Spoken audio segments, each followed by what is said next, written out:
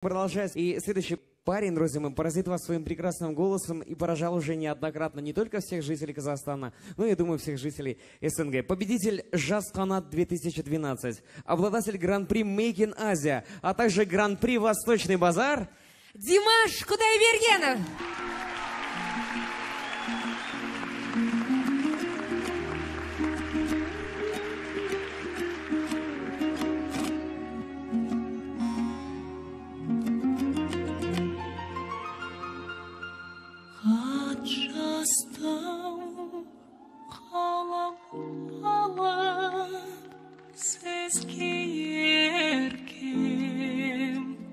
Жүзің бар он түрден жаяу айдай көркем.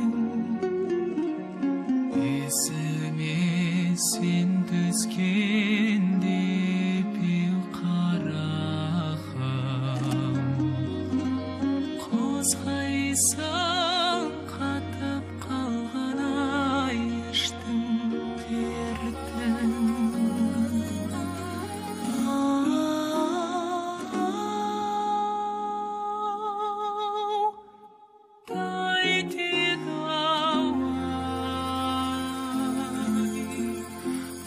Қозғайсың қатып қалған ай іштің дертін.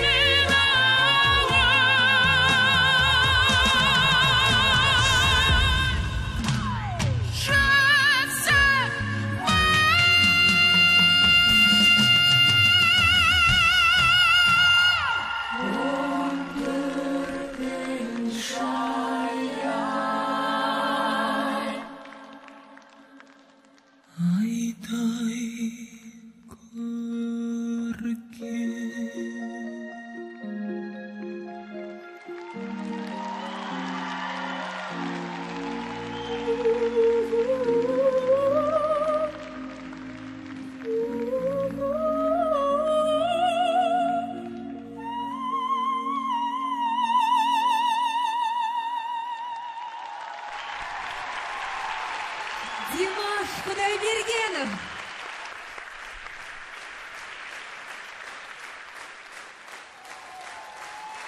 Рахмет,